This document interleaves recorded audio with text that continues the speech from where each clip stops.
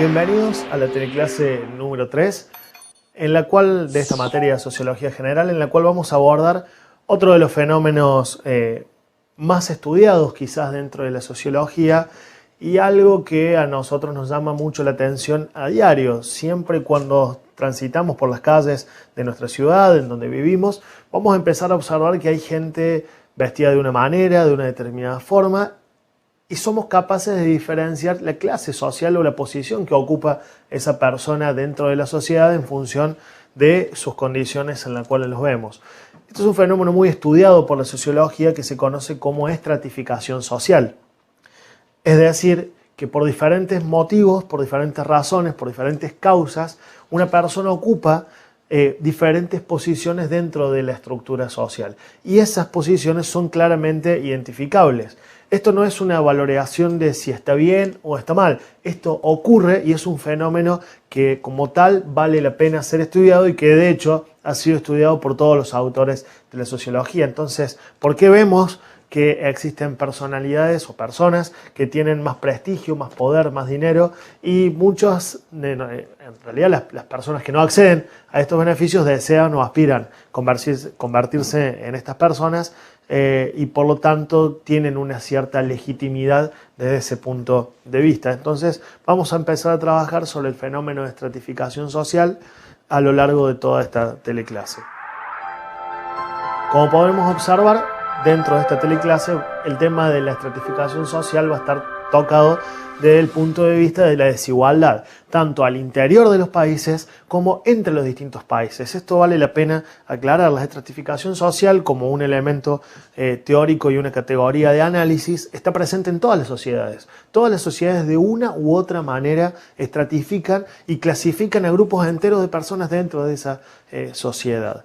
En el interior de los países vamos a tener el aporte de las tres teorías. El funcionalismo a través de la meritocracia, esta teoría de Durkheim en la cual cada ser humano tenía una función dentro de la sociedad, un rol que cumplir, una conducta que se esperaba de él y por ende la posición que esa persona ocupaba iba a estar según cuán bien desempeñar ese rol, según cuán bien él lo hiciera dentro de esa sociedad en base al mérito, iba a escalar dentro de la posición social que tuviera y dentro de su sociedad. Luego vamos a tener el aporte de Marx.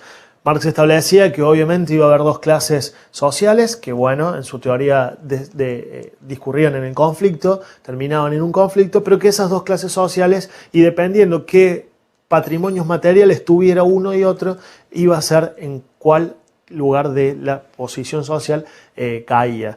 Así los proletarios, dueños de su fuerza de trabajo, eran las clases más postergadas, las clases más bajas, y obviamente los dueños de los medios de producción eran las clases más acomodadas, las clases más altas. Y luego finalmente vamos a tener a Max Weber, en la cual, como recuerdan, Weber pensaba o sostenía que las creencias de las personas sobre el mundo modificaban su conducta y construían la sociedad en función de esa visión general que tenían de su entorno circundante y por eso la clase, el estatus y el partido al cual ellos pertenecieran iba a ser el determinante de su posición social.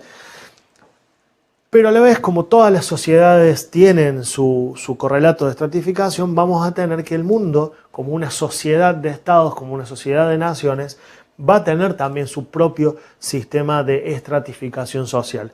Y así vamos a tener dos grandes teorías. La primera teoría, la teoría de la modernización, la teoría del desarrollismo, la teoría aplicada desde el evolucionismo darwiniano, que hablaba que determinados países tenían determinadas riquezas por su historia, por su evolución continua dentro de la economía global y por ende los países más postergados, los países más subdesarrollados tenían otra porque no habían alcanzado, no habían logrado desarrollar todo lo que era su sistema de su economía, su sistema industrial y por ende, bueno, eventualmente en algún momento, cuando fueran avanzando en distintas etapas, en distintas fases de su economía, iban a llegar al estado final de desarrollo como las economías más grandes del mundo.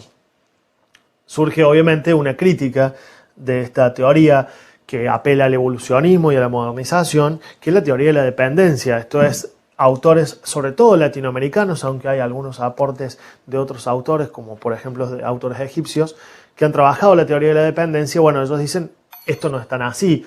este sistema en el cual estamos inmersos de países desarrollados y países subdesarrollados o en vías de desarrollo, como es el término que se utiliza actualmente, ocurre por una división internacional del trabajo entre los distintos países y que, bueno, en definitiva, la posición que ocupa cada uno es el rol que este sistema le delegó a esos países, y cambiar estas condiciones es extremadamente difícil para los países. Pero bueno, este es un tópico que avanzaremos a lo largo que continuemos con la teleclase.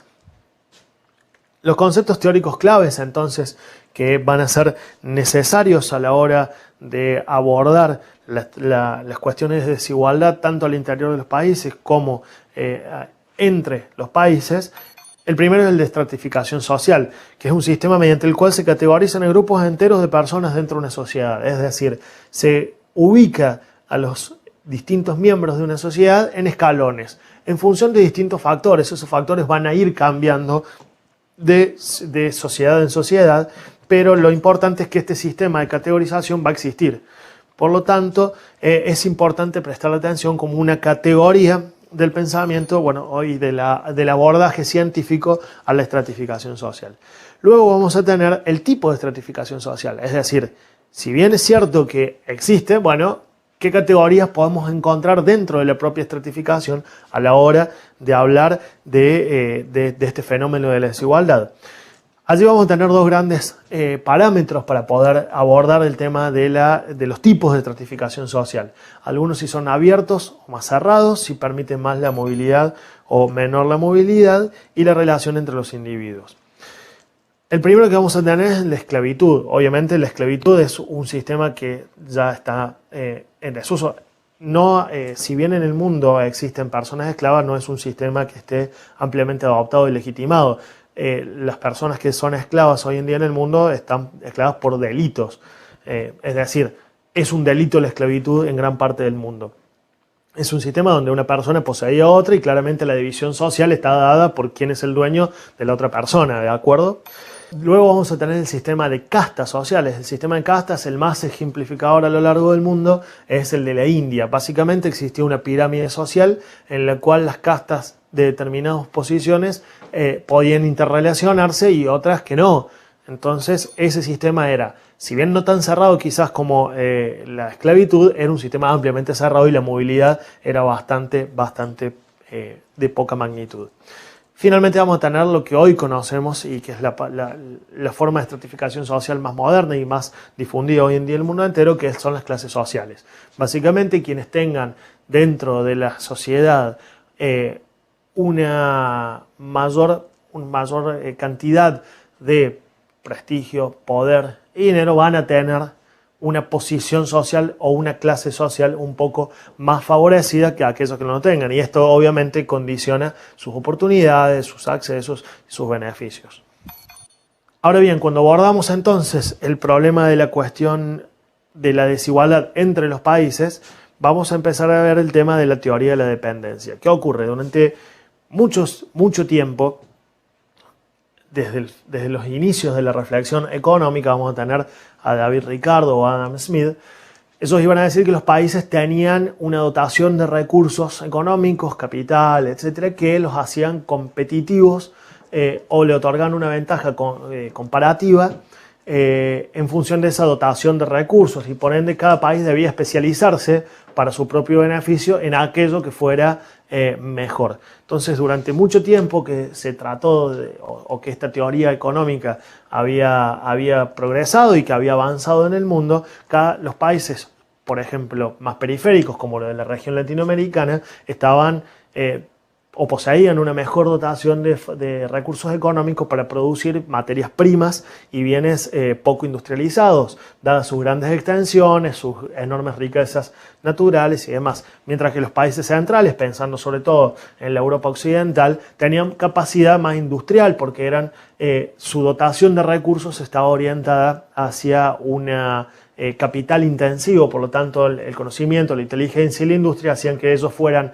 mejores, o sea, tuvieron una ventaja comparativa mejor a la hora de establecer o de vender productos, de producir productos, valga la redundancia, industriales. La teoría de la dependencia viene a criticar esto.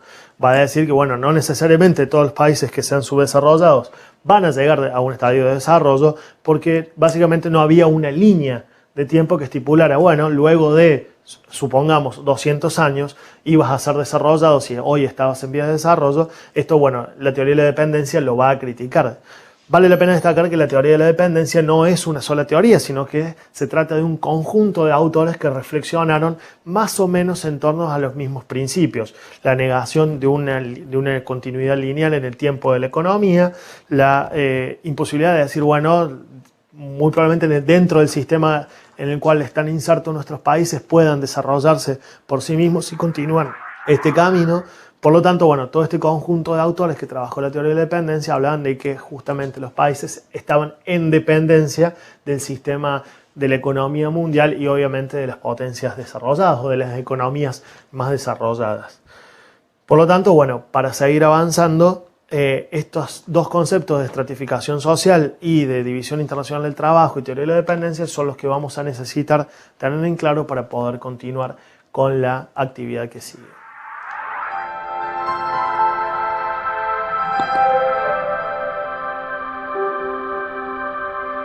Vamos a trabajar ahora con la situación problemática de la teleclase. Vamos a presenciar un video que explica un poco la teoría de Raúl Prebisch. Raúl Prebisch fue un economista argentino, uno de los principales dirigentes de la CEPAL. La CEPAL es un organismo de la Organización de Naciones Unidas, de la ONU, que tiene como objetivo emitir perspectivas, análisis, tendencias y analizar de manera permanente la economía en toda la región. La CEPAL es una sigla que significa Comisión Económica para América Latina. Entonces, lo que va a estudiar la CEPAL son las perspectivas, las tendencias, realizar diagnósticos acerca de la evolución de la economía en toda la región.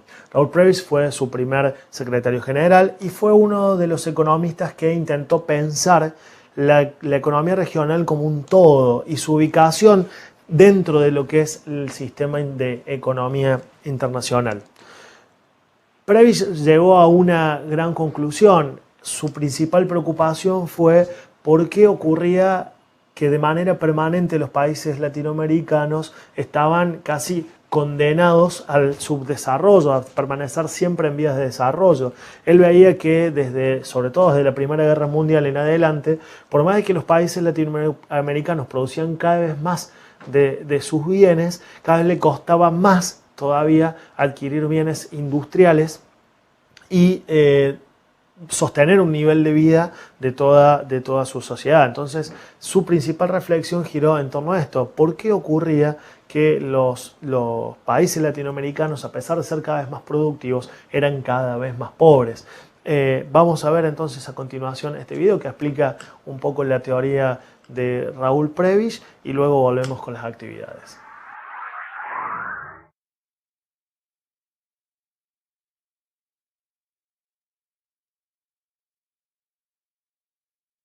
Antes de la crisis de 1929, América Latina crecía exportando materias primas al resto del mundo. Pero la crisis lo cambió todo. Los países de América Latina se encontraron en un grave problema. La demanda mundial de sus productos cayó dramáticamente, poniendo fin al modelo de exportación primaria de la llamada primera globalización. Los países industrializados ya no necesitaban los bienes primarios para sus fábricas, que estaban paralizadas, ni muchos de los alimentos que ya no podían permitirse en sus mesas. El problema no era solo que se vendiera menos cantidad de productos, sino que se produjo una caída general de precios que afectó más a los bienes exportados que a los importados. Este encarecimiento relativo de las importaciones, sumado a la reducción de los volúmenes exportados, tuvo un efecto tremendo sobre la región. Cayeron fuertemente los ingresos, hubo déficit fiscales y se paralizaron las importaciones. Durante esta etapa, el economista argentino Raúl Prebisch estaba en importantes puestos de gobierno intentando capear el temporal. Esta experiencia en un contexto de crisis lo llevó a reflexionar sobre lo que había ocurrido. Llega a la idea de que el encarecimiento relativo de las importaciones no se da solo en el marco de la crisis, sino que es una tendencia. Tendencia que se conoce como caída de los términos de intercambio o tesis Singer-Prebisch, ya que Hans Singer, economista del desarrollo, llegó a la misma conclusión al mismo tiempo en Inglaterra. Esta tesis tenía importantes implicancias que fueron desarrolladas y defendidas por la CEPAL en los años siguientes. Si el precio de los productos primarios en los que se especializaba América Latina iba bajando con respecto a los productos manufacturados que se compraban a los países industrializados, la posición de América Latina iba empeorando. Necesitábamos vender más alimentos, más minerales, más caucho, para poder comprar los mismos bienes. Esto desafiaba la teoría del comercio internacional dominante, la de las ventajas comparativas formuladas por el economista inglés David Ricardo. Los países periféricos mantendrían su posición subordinada si no lograban romper esa dinámica.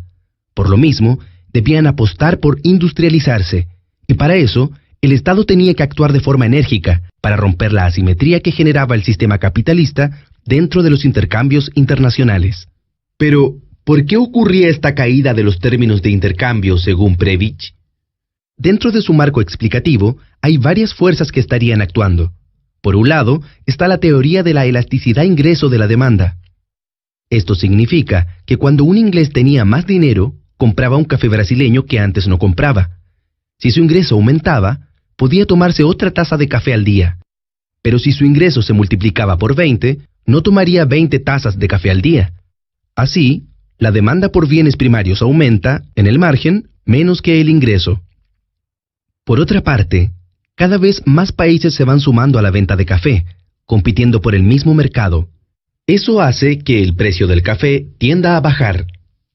En segundo lugar, por la estructura de los mercados de trabajo de los países periféricos. A estos se les hace más difícil retener los frutos del aumento de productividad en las actividades primarias.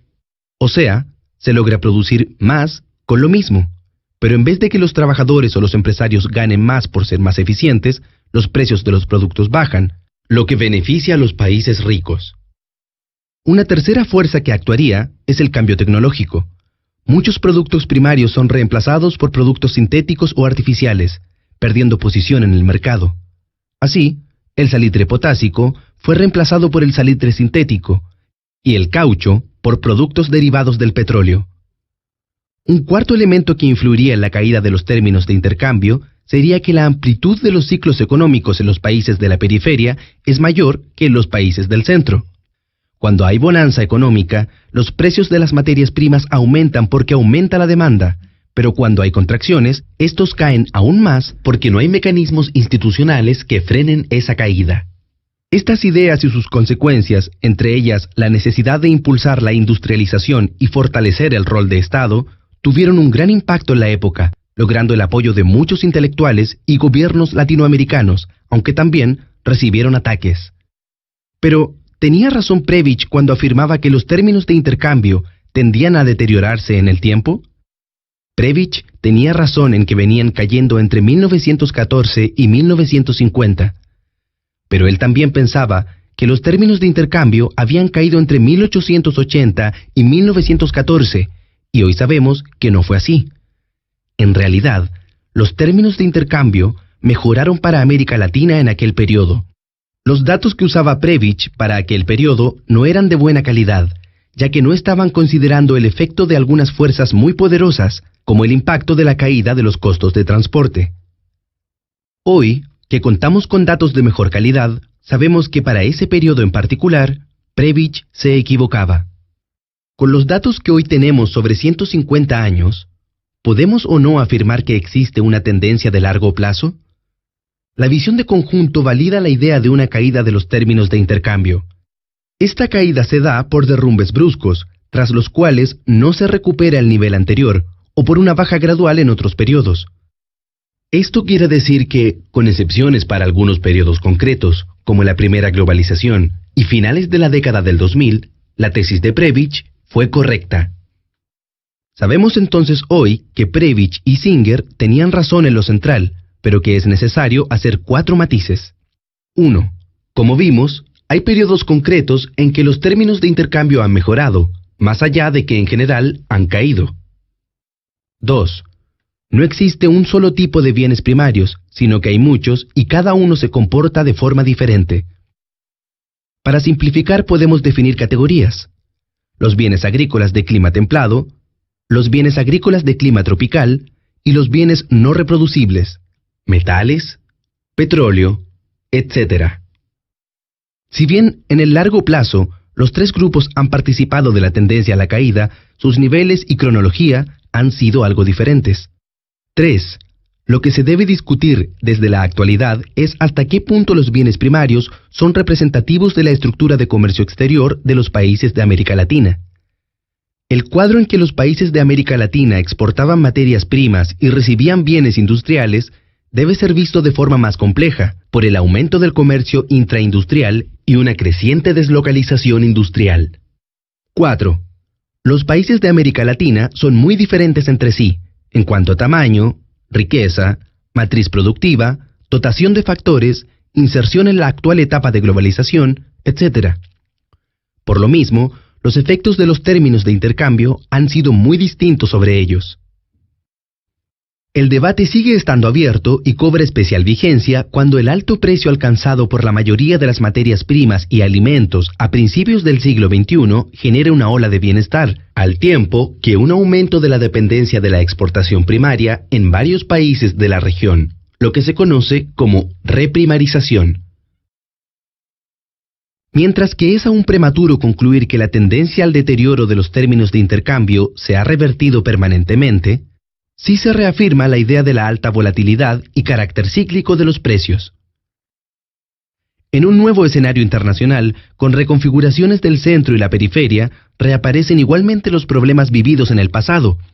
El impacto de estos ciclos en la distribución del ingreso y la riqueza, el impacto sobre la especialización productiva y la llamada heterogeneidad estructural, el impacto sobre las políticas públicas y su estabilidad.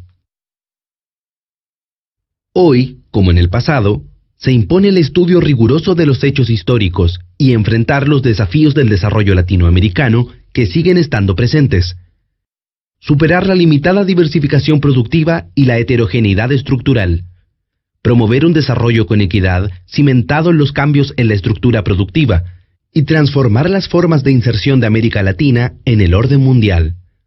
Para estas tareas, los aportes y la tradición de Prebisch y la CEPAL mantienen plena vigencia.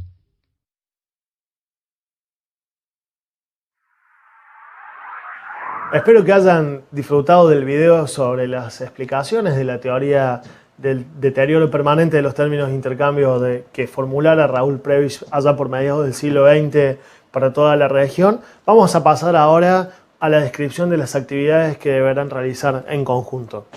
La actividad 1 nos va a decir desde el punto de vista conceptual, es decir, pensando en el concepto y en los postulados de Prebisch, ¿qué entienden ustedes por deterioro de los términos de intercambio? ¿Qué significa deterioro de los términos de intercambio y qué obviamente consecuencias tiene para los países?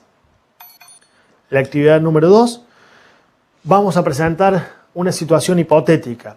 ¿Qué críticas podría realizar la teoría de la modernización? Piensen en el evolucionismo, las cuestiones lineales de la economía y demás, al enfoque de Raúl Prebisch. ¿Cuál es el rol de la cultura y el peso de lo tradicional en los modelos de desarrollo de América Latina? Es decir, ¿cuánto influye la cultura, nuestras tradiciones, nuestras maneras de ver el mundo? Podemos articularlo pensando un poco con el módulo 2 y las cuestiones del hábitus, las representaciones sociales y demás. ¿Cómo influye todo esto para que en Argentina se dé determinado modelo, Argentina y la región, se dé determinado modelo de desarrollo?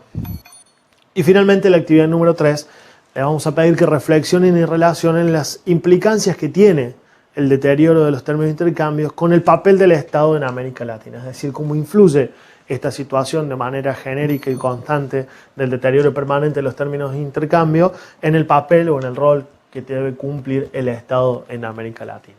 Nos vemos en unos minutos más. Muy buen trabajo.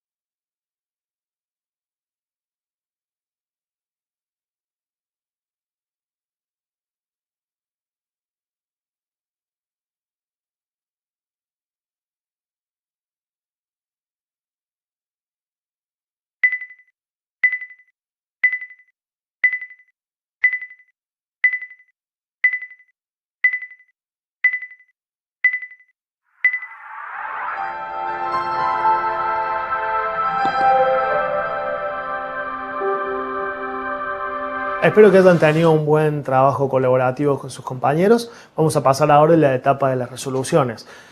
Vale la pena destacar que en ciencias sociales no tenemos respuestas siempre 100% acertadas o 100% acabadas o cuál es la respuesta correcta. Más en este tipo de actividades en la cual la resolución es abierta, lo que se apela es que ustedes puedan, mediante el pensamiento crítico y reflexivo, mediante los elementos teóricos que le brindamos, poder formular y sostener cuáles son sus opiniones. Lo más importante es que puedan tener argumentos sólidos y concretos a la hora de defender sus posturas, más que si es extremadamente correcta la respuesta o no. Pasando ya a lo que son entonces las resoluciones, hecha esta aclaración, la primera nos planteaba desde el punto de vista conceptual qué se entiende por deterioro de los términos de intercambio. Nosotros habíamos visto que durante toda la historia, o por lo menos desde la modernidad de la economía, desde cuando los países latinoamericanos empiezan a independizarse e insertarse al sistema de la economía internacional, el término justamente del intercambio siempre había sido materias primas por bienes manufacturados, es decir, nosotros como países latinoamericanos producíamos bienes primarios, bienes agrícolas, materias primas, que eran enviados a las potencias industriales, Inglaterra, Alemania, Francia, etcétera, y que desde estas potencias industriales se nos vendía a nosotros una determinada cantidad de bienes manufacturados que eran los que necesitábamos. Obviamente esto en algún punto empezó a hacer ruido, sobre todo luego desde la Primera Guerra Mundial, desde el fin de la Primera Guerra Mundial. Un dato en particular, sobre finales del siglo XIX y principios del XX, justo antes de la Primera Guerra Mundial, Inglaterra compraba el 90% de su carne a Argentina y Argentina compraba casi el 90% de los bienes industriales a Gran Bretaña, por lo cual los términos del intercambio eran estrechos, era una relación de dependencia mutua en esos términos. La Primera Guerra Mundial va a cambiar esto, en los cuales los países, sobre todo los países centrales, se dan cuenta que no pueden depender 100% de un país extranjero porque, sobre todo en lo que son alimentos y materias primas, porque una guerra como la que ocurría provocaba que, bueno, se quedaran sin alimentos, se quedaran sin materias primas para hacer funcionar sus fábricas, con lo cual en una situación de guerra era extremadamente complicado y difícil poder llevar adelante la guerra sin elementos o insumos básicos. Entonces los países empiezan, sobre todo las potencias industriales, empiezan a equilibrar su mercado interno, empezando a producir materias primas esos también, obviamente en una mucha menor medida de lo que hacían los países, sobre todo latinoamericanos, pero esta empieza a hacer que los precios, sobre todo de los bienes que producían los países latinoamericanos, empezaran a caer. Esto es recolectado por Prebisch y él empieza a estudiar, bueno, por qué entonces de una manera sistemática y permanente en el tiempo, los países latinoamericanos estaban casi condenados a lo que era el subdesarrollo y el atraso, si dentro de todo el sistema internacional ellos eran cada vez más productivos, es decir, cada vez se producían más bienes dentro de la región, porque entonces los países siempre estaban más o menos en las mismas condiciones y nunca avanzaban y nunca llegaban a desarrollarse. Entonces Prebisch va a ver que lo que hay es una caída permanente del precio, la comparación de precios, por eso los términos del intercambio, los términos en los cuales se intercambiaba una mercadería por otra. Entonces esos precios, al ser crecientes los de los bienes manufacturados y decrecientes los de los bienes primarios agrícolas, entonces se necesitaba cada vez más de bienes agrícolas para poder comprar la misma cantidad de bienes industriales. Esto redundaba en un entonces deterioro permanente de los términos de intercambio y era lo que decía Prebisch una de las condiciones mediante la cual los países latinoamericanos quedaban siempre atrasados o con muchas dificultades para crecer y desarrollarse. ¿Cuál es la solución que planteó Raúl Prebisch a esta situación de atraso permanente? Bueno, un rol mucho más activo y mucho más fuerte, con mucha más presencia del Estado, con el objetivo de poder industrializar el país. El mecanismo era el simple y el de siempre, el de sustitución de importaciones, es decir, todos aquellos bienes que nosotros traíamos desde las potencias industriales, poder producirlos directamente aquí. No todos los bienes, sino esencialmente aquellos que se consumían en masa para poder equilibrar lo que era la balanza de pagos en ese momento. Entonces era, según Prebisch, el Estado quien debía impulsar políticas públicas que fomentaran la industrialización de nuestros países y que eran en definitiva los que iban a poder sacar a sus propios países del atraso permanente. porque, según Previs, el deterioro permanente de los términos de intercambio era una condición de la economía mundial y era el rol al cual se le habían asignado a nuestros países. Vamos entonces a la actividad número 2. Dentro de la actividad número 2 se plantea una situación hipotética, es decir, si supongamos que enfrentáramos a uno de los intelectuales de la teoría de la modernización frente a Raúl Previs, ¿cuál sería una de las críticas que de esta teoría se le podría hacer a este enfoque de Raúl Previs, a esta idea del deterioro permanente de los términos del intercambio? Es decir, ¿cuál eran las fallas que la teoría de la modernización veía y que en definitiva eran causa de una invalidez de los postulados de Previs? La segunda pregunta era ¿cuál es el rol de la cultura y el peso de lo tradicional en los modelos de desarrollo de América Latina? En la primera pregunta, es decir, ¿qué aporte o qué crítica le haría la teoría de la modernización a Raúl Previs? Muy simple y muy básica, podríamos decir que una de las críticas es la falta de conocimiento lineal sobre la economía mundial. Es muy fácil, podría decir un intelectual de la teoría de la modernización, si hoy vemos la foto de la economía mundial, claramente vamos a tener países desarrollados y países subdesarrollados, o en vías de desarrollo, que ese es el término que se utiliza hoy en día. Entonces, claramente, si uno ve la foto, va a poder decir, bueno, en determinado momento hay países desarrollados y hay países subdesarrollados. Las causas pueden ser que unos se aprovechan de otros, sin ver, diría uno de la teoría de la modernización, que los países que hoy son desarrollados, que hoy son industrializados, han pasado también por la etapa en la cual producían esencialmente bienes primarios y bienes agrícolas. Entonces, lo que vamos a ver, si nosotros vemos la película entera y no solo la foto, diría alguien de la teoría de la modernización, es que los estados tienen como una suerte de historia común, una suerte de recorrido común, y en el cual, pensando en términos del evolucionismo científico, del evolucionismo de Darwin, los países van a ir creciendo a lo largo del tiempo desde producir bienes primarios y bienes agrícolas y materias primas a bienes más industrializados. Pero eso se va dando por fases, por etapas y no de un día para otro. Se va dando de una manera mucho más natural y mucho más permanente y quizás imperceptible que lo que indicaba Raúl Previs, de decir, bueno, hoy tenemos un estado que acciona un interruptor eléctrico y dice, bueno, hoy estamos industrializados, mañana, hoy estamos desindustrializados, mañana pasamos a estar industrializados. Por lo tanto, la teoría de la modernización, esta sería la crítica que le haría. Ver solamente lo que fue la película o una foto, ver solo lo que fue la foto o una foto muy pequeña de toda la historia de la economía mundial y entender desde allí las problemáticas de cada uno de los países. Es decir, nosotros estamos viendo que todo el sistema está llevando a los países de la región a una determinada posición sin ver lo que cada uno de los países ha hecho y el camino que cada uno de los países ha recorrido.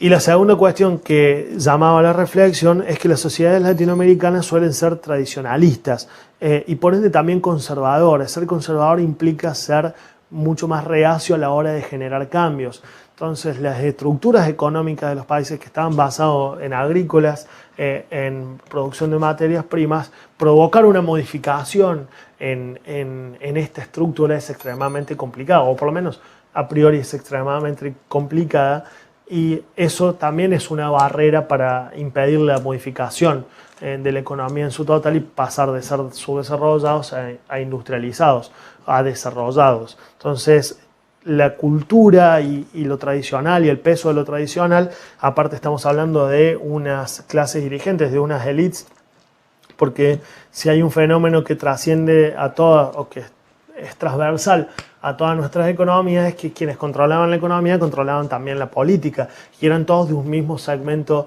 de clase social, que eran aquellos grandes hacendados, grandes terratenientes y demás. Por lo tanto, cambiar la estructura económica implicaba también poner en peligro, en su perspectiva esto claramente, sus bienes y su posición dentro de la sociedad. Entonces, la posibilidad de un cambio se veía muy disminuida y muy obstaculizada por lo tradicional y por la cultura propia de la región latinoamericana. Finalmente, la resolución de la actividad 3, que nos pedía que reflexionáramos del papel del Estado en América Latina y el rol en los postulados de Previs, ya lo veníamos hablando. Previs hablaba de que era el Estado el principal motor de la industrialización en la región, es decir, no se podía industrializar nuestros estados sin una presencia fuerte del Estado. Esto tomando sobre todo el abordaje de Keynes luego de la Primera Guerra Mundial y en el periodo entre guerras para recuperar la economía, sobre todo la economía americana. Allí vamos a tener a elementos como el presidente Franklin Roosevelt y su New Deal, su nuevo pacto, en el cual el Estado empieza a ser protagonista de las políticas públicas y de la reactivación de la economía. De toda esta teoría se nutre Raúl Prebisch y plantea la necesidad de un Estado que fomente, que sea el protagonista activo, actor activo dentro del proceso de industrialización, a través de línea de crédito, asignando recursos, es decir, siendo el reemplazo del mercado para poder asignar los recursos de una manera eficiente y que este mismo Estado sea el promotor de la industrialización, lleve la bandera, no sea el sector privado, sino el propio Estado el que fomente, para luego obviamente dejar la actividad privada liderando el proceso general de industrialización. Entonces, si pensamos el rol del Estado dentro del proceso de industrialización, para Prebisch tiene un rol clave, es decir, es el Estado el que tiene que estar presente fomentando este proceso.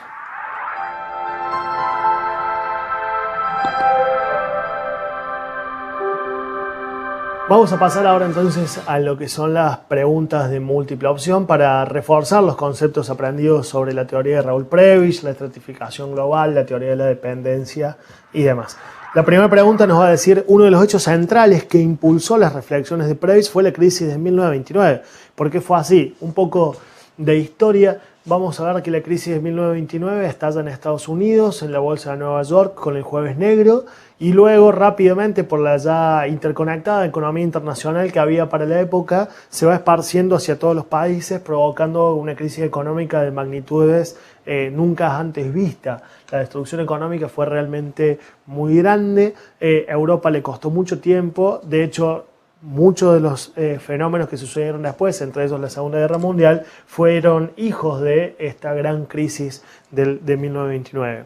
Entonces, ¿por qué fue esta crisis de 1929 uno de los disparadores de la reflexión de Raúl Prebisch?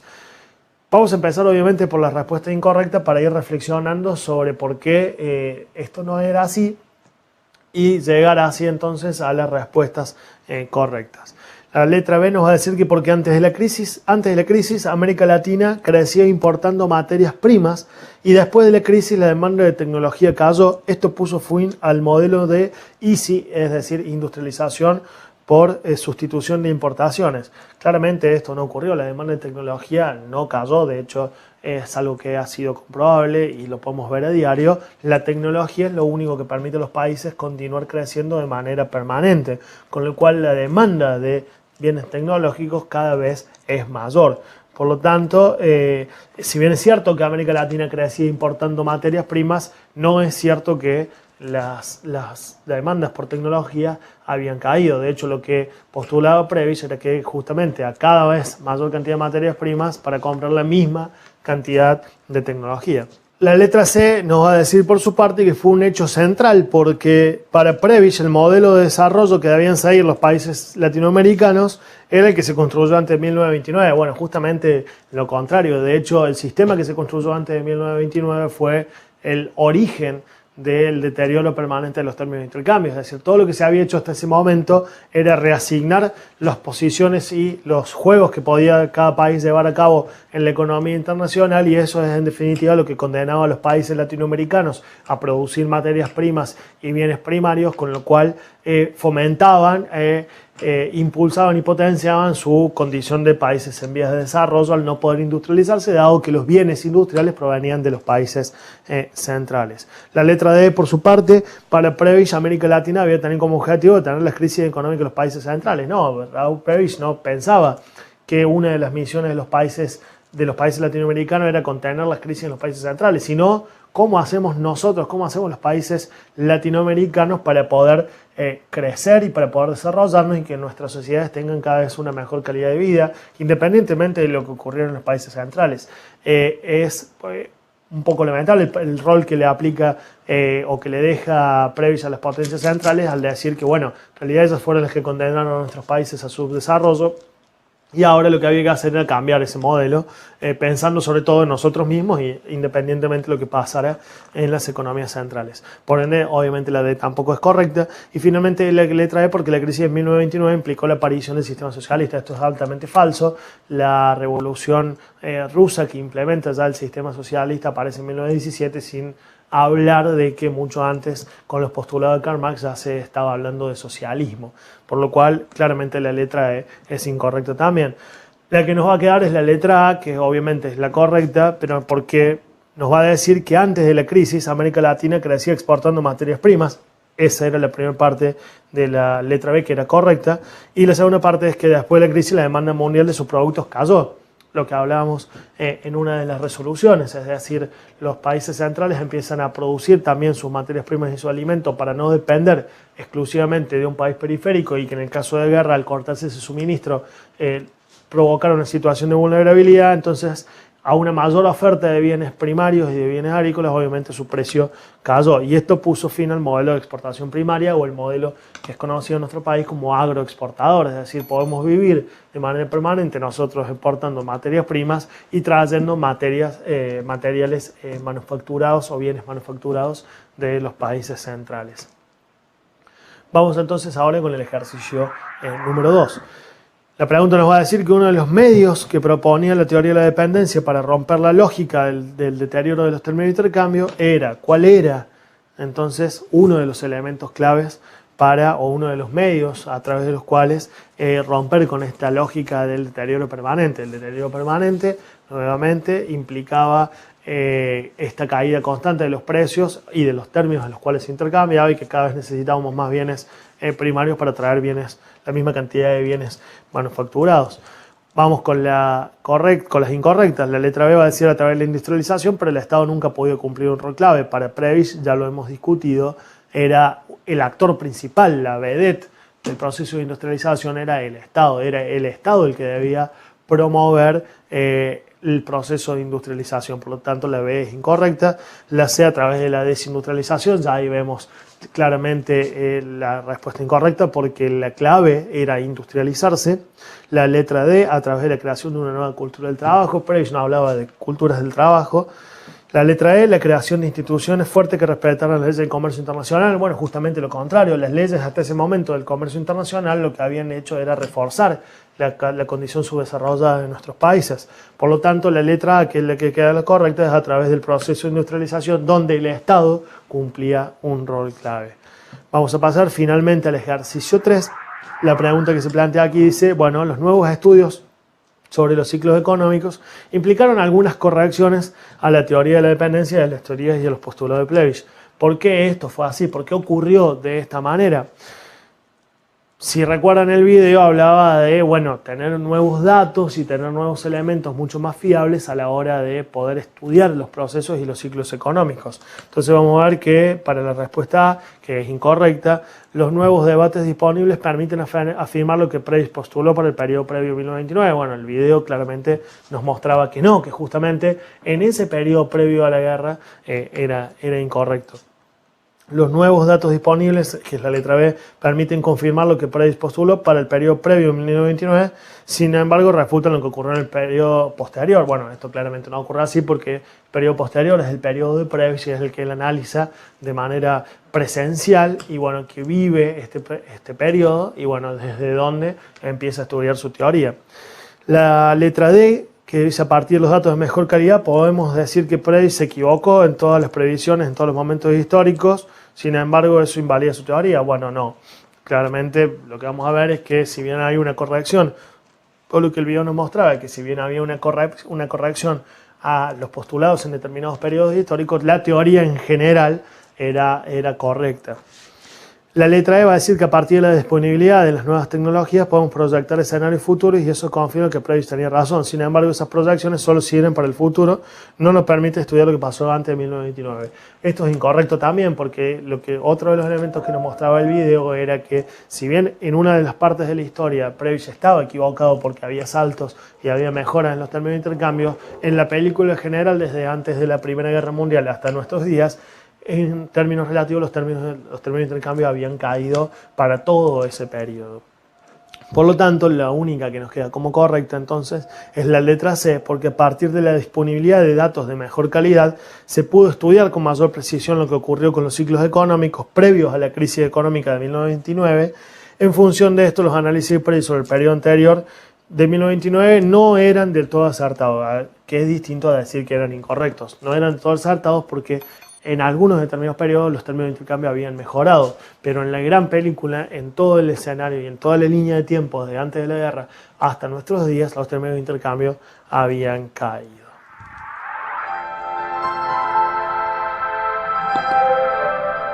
Hemos llegado al final ya de la teleclase, hemos pasado por los conceptos del módulo, hemos visto la situación problemática, hemos abordado la resolución y las preguntas con múltiple opción. Para cerrar ya y terminar de repasar todo lo aprendido hasta aquí, vamos a ver cuáles fueron los conceptos adquiridos y cuáles son los conceptos claves que deberían quedarnos luego de esta teleclase. El primero es el de estratificación social, que abarca todo lo que hemos estudiado hasta aquí en esta teleclase y que es básicamente cómo se categorizan grupos enteros de personas al interior de cada una de las sociedades, que es una categoría de estudio, es decir, que todas las sociedades tienen su sistema de estratificación social y que a su vez esta estratificación social no solo se da al interior de cada país, sino que dentro de lo que es la sociedad de los países, dentro de lo que es el mundo, esto también ocurre y hay una estratificación a nivel global. El segundo concepto es la clase social, que es una de las manifestaciones históricas de la estratificación social, es decir, una de las formas en las cuales se puede estratificar a las sociedades, es una de las más abiertas y es una de las que mayor movilidad permite y a su vez es la más difundida hoy en día. Y por último, la estratificación global, al cual hacíamos mención, que es cómo se categorizan a distintos grupos, pero ya de países y no de personas, pensando en cómo se proyecta la estratificación global dentro de el panorama mundial, la estratificación dentro de cada sociedad en el panorama mundial. Esto ha sido todo por hoy, ha terminado entonces hasta aquí el módulo 3, la teleclase del módulo 3 de esta materia de Sociología General. Espero que hayan aprendido mucho y que las reflexiones hayan servido. Muchas gracias y hasta pronto.